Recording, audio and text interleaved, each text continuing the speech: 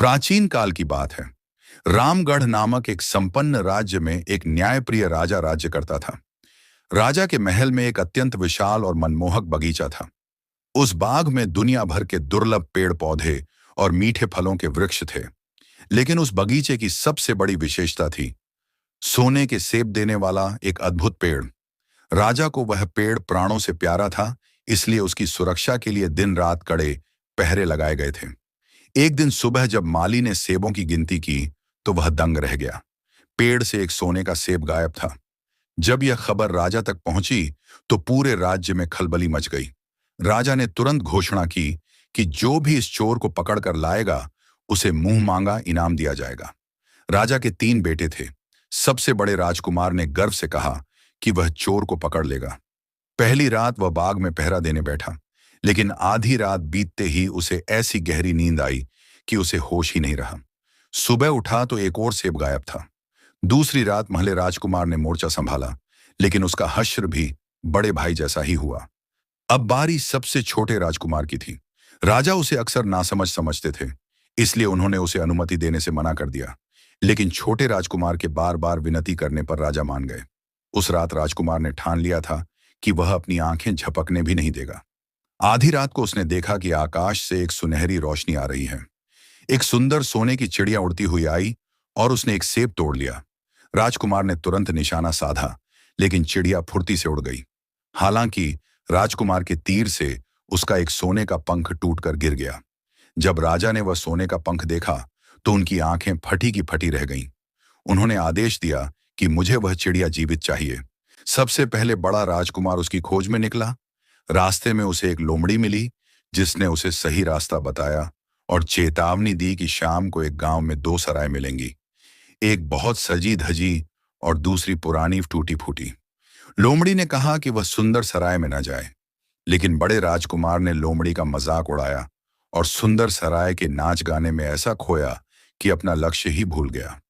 महले राजकुमार के साथ भी यही हुआ। अंत में छोटा राजकुमार निकला। उसने लोमड़ी का आदर किया और उसकी सलाह मानी। लोमड़ी उसकी विनम्रता से खुश हुई और उसे अपनी जादुई पूंछ पर बैठाकर मीलों का सफर पलों में तय करा दिया। लोमड़ी ने राजकुमार को एक किले में पहुंचाया जहां चिड़िया थी। लोमड़ी ने निर्देश दिया था कि चिड़िया को पुराने लकड़ी के पिंजरे में ही लाना, पर राजकुमार ने सोने का पिंजरा देखकर उसे बदलने की कोशिश की। चिड़िया चीखने लगी, पहरेदार जाग गए और राजकुमार पकड़ा गया। उसे छोड़ने के बदले वहां के राजा ने सोने का घोड़ा लाने की शर्त रखी। लोमड़ी ने फिर मदद की, पर राजकुमार ने यहां भी गलती की। उसने घोड़े पर पुरानी जीन की जगह सोने की जीन कस दी, जिससे घोड़ा हिनहिनाने लगा और वह फिर पकड़ा गया। अब उसे सोने के महल की राजकुमारी को लाने का काम सौंपा गया। यहां भी राजकुमार ने राजकुमारी को विदा लेने के लिए महल के अंदर जाने दिया और फिर मुसीबत में फंस गया। अंत में उसे एक विशाल पहाड़ को 8 दिन में खोदने का काम मिला। जब वह हार मान गया, तब लोमड़ी ने अपनी जादुई शक्तियों से रातों रात पहाड़ साफ कर दिया। लोमड़ी की मदद से राजकुमार के पास अब सोने की चिड़िया, सोने का घोड़ा और सुंदर राजकुमारी तीनों थे। लौटते समय लोमड़ी ने उसे 2 अंतिम सलाह दी। कभी कुएं की मुंडेर पर मत बैठना और फांसी की सजा पाने वाले पर धन खर्च मत करना। राजकुमार जब गांव पहुंचा तो उसने देखा कि उसके दोनों बड़े भाई जुए और बुरे कामों की वजह से फांसी पर चढ़ने वाले हैं। उसने दया में आकर अपनी सारी दौलत देकर उन्हें छुड़ा लिया। फिर रास्ते में वह कुएं के किनारे बैठ गया। जैसे ही वह बैठा, उसके सगे भाइयों ने लालच में आकर उसे कुएं में धकेल दिया और सारा इनाम लेकर राजा के पास पहुंच गए। उन्होंने राजा से झूठ बोला कि यह सब वे लाए हैं।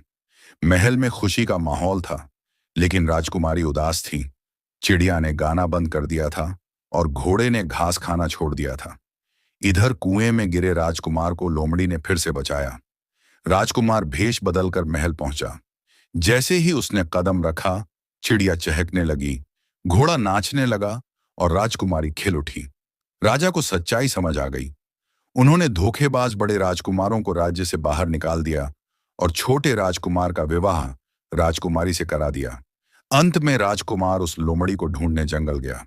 लोमड़ी ने कहा कि अगर वह उसे इनाम देना चाहता है तो उसे तीर से मार दे। भारी मन से राजकुमार ने तीर चलाया। तीर लगते ही लोमड़ी एक सुंदर राजकुमार में बदल गई।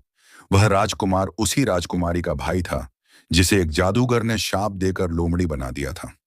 इस तरह सत्य, धैर्य और दया की जीत हुई।